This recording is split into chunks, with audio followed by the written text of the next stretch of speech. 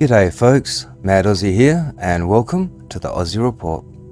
In this episode we're going to take a look at a recent announcement by our new Prime Minister, Albanese, and he's announced a referendum, which is the first one in 20 years.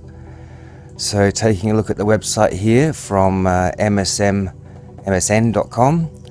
this is titled Prime Minister to announce Australia's first referendum in 20 years at Garma Festival. Here's what you might be asked. Now this was posted on Friday the 29th of July 2022. And scrolling down goes on to say, in a major announcement, the Prime Minister will unveil a draft question that Australians could be asked during a referendum to create an Indigenous voice to Parliament. Anthony Albanese will make his first significant address to Aboriginal communities at the Garma Festival in the Northern Territory's northeast Arnhem Land this weekend. On Saturday, he will tell a crowd of thousands at the festival that the country is ready for constitutional reform that is momentous, yet also very simple. The Prime Minister will pledge to settle as soon as possible on the referendum question that will be put to the people of Australia. The question the government has drafted is, do you support an alteration to the Constitution that establishes an Aboriginal and Torres Strait Islander voice? Mr Albanese foreshadowed the announcement during Garma's opening ceremony, telling the crowd it was privileged to live alongside the world's oldest continuing civilization. We should cherish it, we should be proud of it. We should celebrate it and we should recognise it in our national birth certificate, he said. We will walk on the journey and together we will get this done.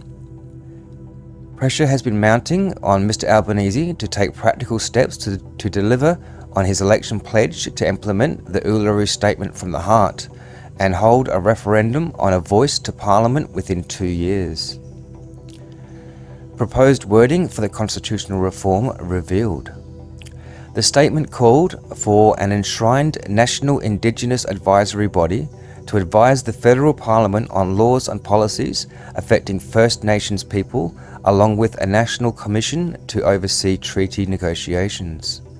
Just 8 out of 44 referenda have been successful in Australia, and the phrasing of the question is likely to be centred to the vote's success.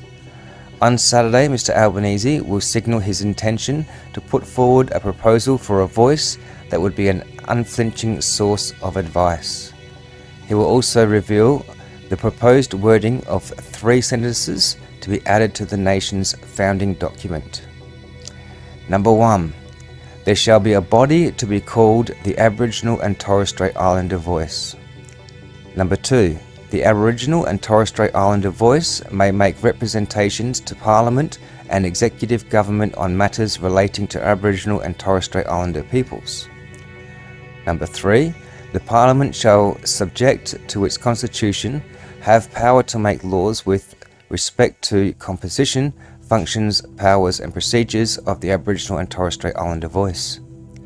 According to the government, the draft provisions are not final and will provide a basis for further consultation. The government is not yet expected to set a date for the referendum, but has previously indicated it could be held on as soon as next year. Authors of the Uluru Statement from the Heart have pushed for a referendum in May on 2023 or January 2024.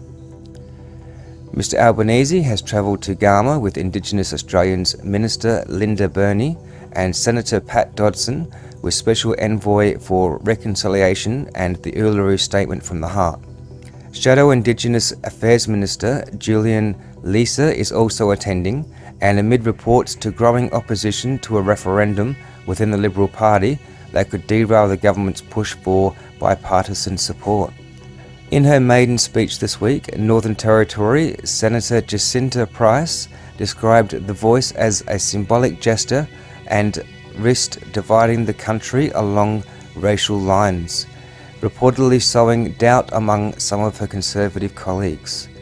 In a scathing rebuke on Friday, Professor Marcia Langton accused critics who claimed the proposal was racially divisive of reverting to colonised ideas in a bid to scuttle a very simple and elegant way to ensure that Indigenous people's voices are heard. The Albanese government will not only need to win support from his parliamentary counterparts, but also from sections of the Indigenous community who want to prioritise a treaty or who believe the voice is a symbolic gesture that will not deliver tangible change on pressing issues such as domestic and family violence.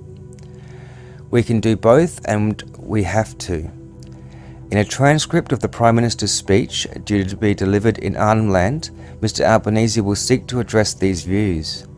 Australia does not have to choose between improving people's lives and amending the Constitution, Mr Albanese is to say. We can do both, and we have to. The Garma Festival has historically provided a space for cultural leaders and political heavyweights to dissect some of the most pressing and contentious issues facing Aboriginal and Torres Strait Islanders people. This year's gathering marks 5 years since the Uluru Statement from the Heart was released.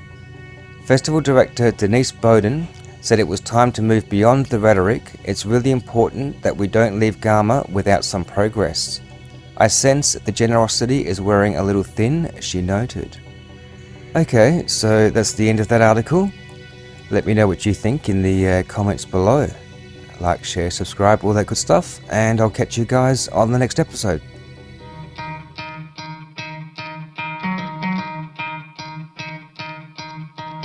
You could try to play it, but you're never gonna beat me. Look the other way, what I'm doing ain't easy. Bloody hands stained from the people who deceive me. Muddy hands break through the chains, go free me.